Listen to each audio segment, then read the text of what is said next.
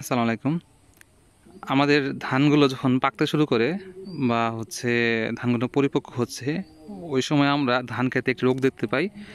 সেটি হচ্ছে এই যে লক্ষ্মীর গু বলে অনেকে, আবার অনেকে একে ভুয়া ঝোলা বলে। এর নাম হচ্ছে ফলস স্মার্ট অফ রাইস। আমাদের দেশে কৃষকরা বিশ্বাস করে যে এই লক্ষ্মীর গু যদি ধান খেতে যদি দেখা যায়, তাহলে তারা মনে করে যে ওই বছর আমাদের ধান খেতে প্রচুর ধান হবে।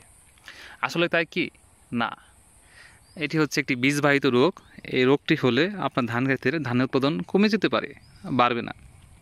এই লক্ষ্মীর গ্রহ থেকে আমরা কীভাবে পরিত্রাণ পাবো, তাই না? এই লক্ষ্মীর গ্রহ হচ্ছে একটি বীজবাহিত রোগ। বীজের মাধ্যমে এই রোগটি ছড়িয়ে থাকে।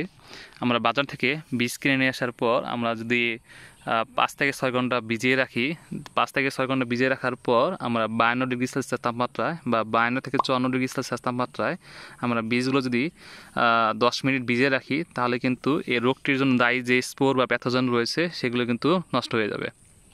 অথবা আমরা বাজার থেকে প্ল্যান ব্যাক্স, বিটা ব্যাক্স, প্রো ব্যাক্স আমরা কিনে এনে যদি প্রতি কেজি বীজের জন্য 3 গ্রাম হারে পানিতে মিশিয়ে আমরা যদি ভিজিয়ে রাখি, তাহলে কিন্তু এই যে স্পোর রয়েছে সেগুলো মারা যাবে। এখন প্রশ্ন হচ্ছে যে এই রোগটা আমাদের ধান গাছে কীভাবে ছড়ায়, তাই না?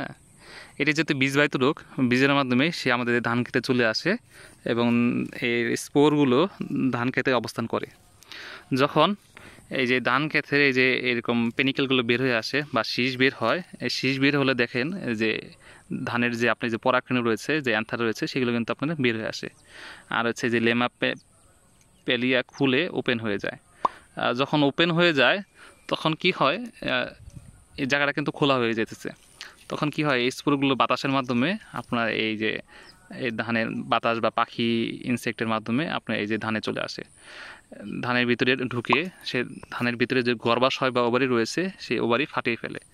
আর যে যে স্টিগমা স্টাইল রয়েছে এগুলো সে একসাথে মাইসিলের মাধ্যমে একত্র করে সে একটা বল ফরমেশন করে।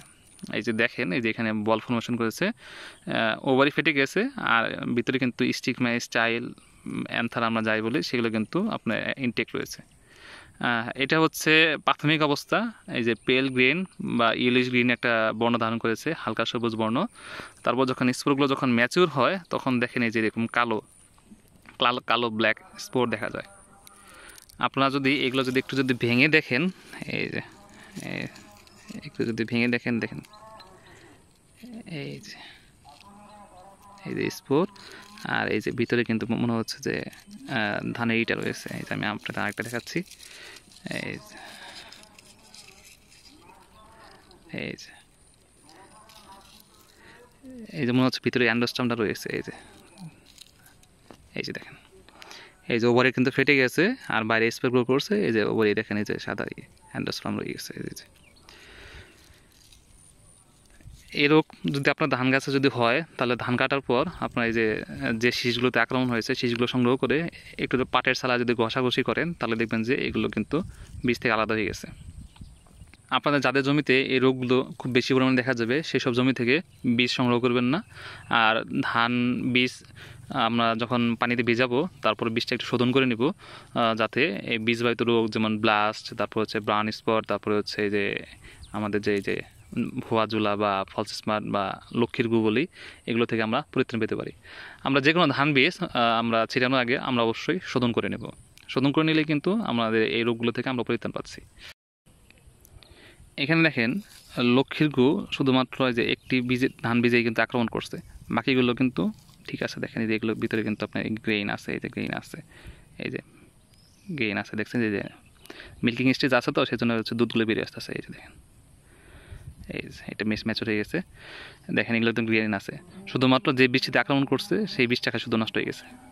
তাহলে এটা আমাদের ধান গাছের জন্য খুব একটা ক্ষতিকর নয়।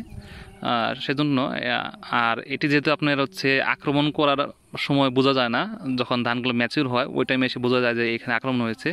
তাই এখানে কোনো ধরনের ফাঙ্গিসাইড স্প্রে করার দরকার নেই, কারণ যে সময় আপনি দেখতে পাবেন সেই সময় আপনি ফাঙ্গিসাইড স্প্রে করে লাভ নাই। বুঝতে পারছেন?